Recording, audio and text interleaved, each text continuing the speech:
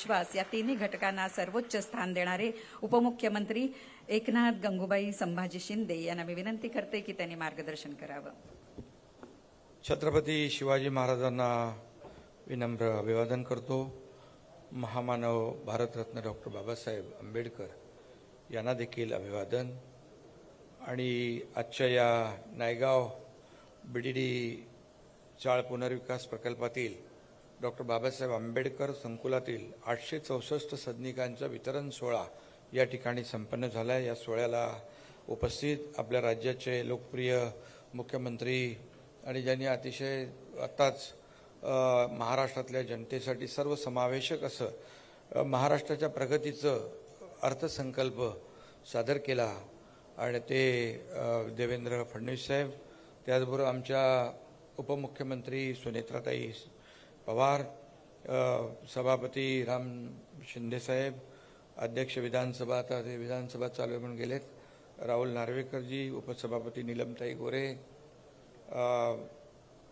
मंत्री आमचे आशिष शेलारजी, मंगलप्रभात लोढाजी, कुठे मंगलप्रभात लोढा, मी त्यांना बोलणार होतो, हे घरं मंगलप्रभात लोढा बांधतात ना तशीच आहेत, चांगली क्वालिटीची, त्यामुळे गेले वाटतं ते, त्यापेक्षा चांगली आहे म्हणतात रे. मी त्यांना सांगतो तुम्ही असं बोललात.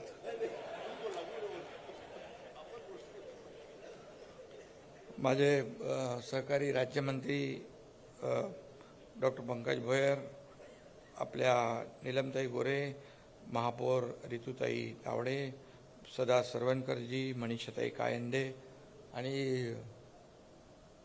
ज्यांनी 9 वेळा निवडून येण्याचा विक्रम केलाय, सातत्याने मी मुख्यमंत्री असताना पण कधी सोडायचंच नाही मला पाठपुरा. आता देवेंद्रजींचा पाठपुरा सोडत नाहीत, पण माझ्याकडे गृहनिर्माण खाता असल्यामुळे मलाही सोडत नाहीत ते. प्रामाणिक तळमळीचा आमदार आहे तो आणि आपल्या लोकांना उत्तम घरं मिळाली पाहिजे अशी भावना ठेवणारा आमदार आपला कालिदास कोळंबकरजी, चित्राताई वाघ, सर्व व्यासपीठावरील सन्मान्य मान्यवर असीम गुप्ता, संजीव जयस्वाल, बोरीकरजी आहेत आणि शंभरकर आहेत, राजू वाघमारे आहेत, सर्व LNTचे कॉन्ट्रॅक्टर आणि व्यासपीठावरील सर्व सन्माननीय मान्यवर आणि उपस्थित माझ्या आज घर घेणाऱ्या लाडक्या बहिणी आणि लाडके भाऊ, सगळ्यांचंच मनापासून अभिनंदन करतो. खरं म्हणजे आता बीडीडी चाळीत राहणारे आपले सगळे लोक टॉवरमध्ये राहणार आहेत आणि एक वेगळा आनंद आज त्यांच्या चेहऱ्यावर चाव्या घेताना पाहिला. कितीतरी वर्षाचं जे स्वप्न होतं ते आज त्याची स्वप्नपूर्ती होती आहे. देवेंद्रजी मुख्यमंत्री असताना त्याचं सुरुवात केली आणि काम पुढं गेलं. मध्ये परत सरकार बदललं, दुसरं सरकार आलं, त्याच्यामध्ये थोडे स्पीड ब्रेकर आले, बरोबर ना जयस्वालजी?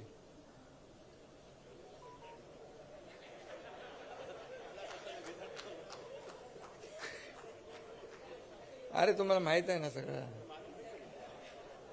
आणि मग कालच मला वाटतं देवेंद्रजींना डॉक्टर ऑफ सायन्स हे मिळाले ना डिग्री.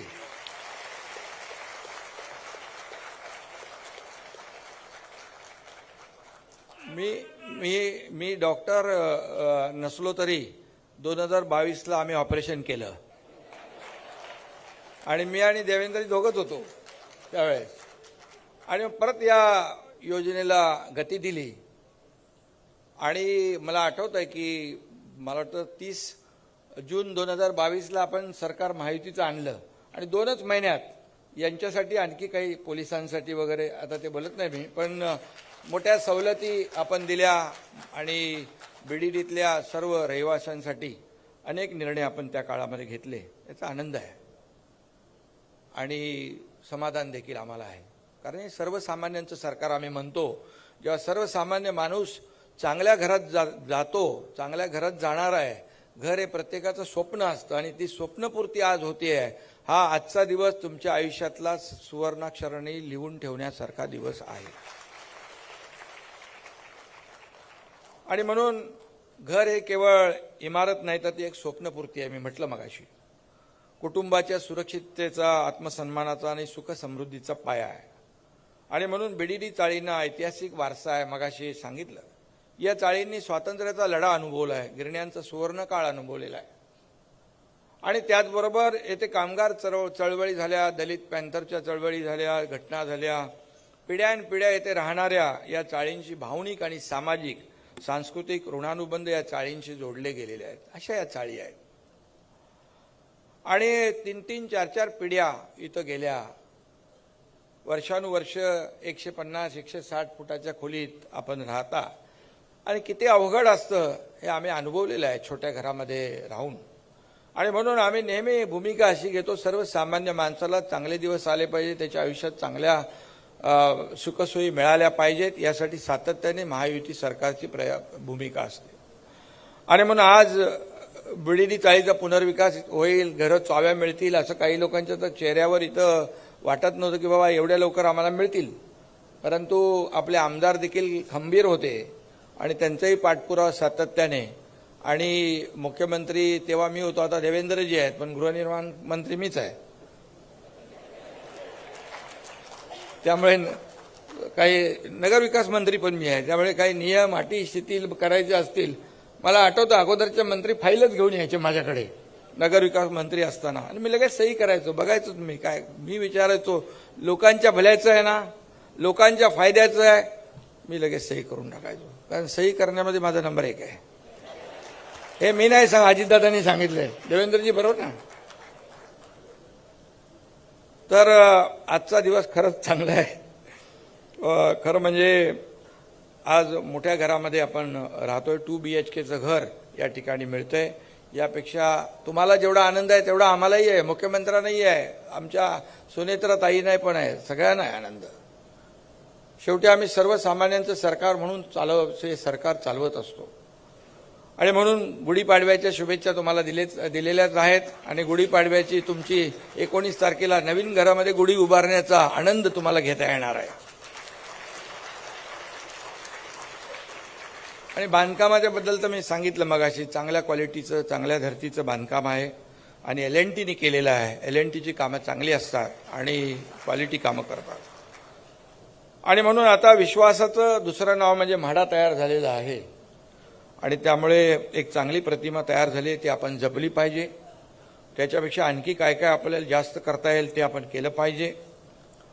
आणि लोक जेव्हा म्हणतील मेरे पास 2 व्हीलर है, मेरे पास फ्रीज है, मेरे पास टीव्ही है, तेव्हा बीडीडीतले रहिवासी म्हणतील हमारे पास रीडेव्हलप 2 BHK है. मला काही लोक म्हणाले, हे पोलीस लोक म्हणजे पोलीस किंवा कुणी तुमचं मुंबईमध्ये घर आहे का असं विचारायचे. बरोबर ना, नाही तर लग्नच व्हायचे नाही. पण आता बोलू शकतो आमच्याकडे घर नाही तर 2 BHKचं घर आहे. आणि म्हणून मी आपल्या सगळ्यांना, पोलिसांना देखील आपण हे घरं दिले आहेत ना, जयस्वाल पोलिसांना देखील आपण घरं दिलेले. आणि म्हणून म्हणतो ना आपण, घर पहावे बांधून आणि लग्न पहावे करून. ते आता इकडे सगळ्यांना शुभेच्छा आहेत माझ्या, म्हणजे बोलण्याचा उद्देश. आणि म्हणून मी आपल्याला एवढंच सांगतो की पोलीस असतील ते मुंबईची सुरक्षा दिवस रात्र उन्हात तानात वादळ वाऱ्यामध्ये आपल्या सर्वांचं रक्षण करत असतात. त्यांना देखील सवलती देण्याचं काम आपले सरकार करतंय, नक्की करेल. आणि आता मुख्यमंत्री महोदयांच्या मार्गदर्शनाखाली देखील काही ज्या काही त्रुटी राहिल्यात, मगाशी आपले कालिदास कोळंबकर म्हणाले बाळासाहेब स्वतः यायचे त्या मंदिरामध्ये, मुख्यमंत्री महोदय त्यांच्या भाषणात सांगतील भवानी मंदिर बांधायचं आहे म्हणाले ते. आणि पार्किंगचा एक विषय आहे, तो कसा आपल्याला कॉम्पन्सेट करता येईल ते तुम्ही सांगा. आणि म्हणून आपल्याला जेवढं काही जास्तीत जास्त देता येईल ते आपण या ठिकाणी दिलं पाहिजे. खरं म्हणजे बांधकाम सुरू असताना देखील भाडं पहिलं कमी होतं, मग आपण भाडं वाढवलं.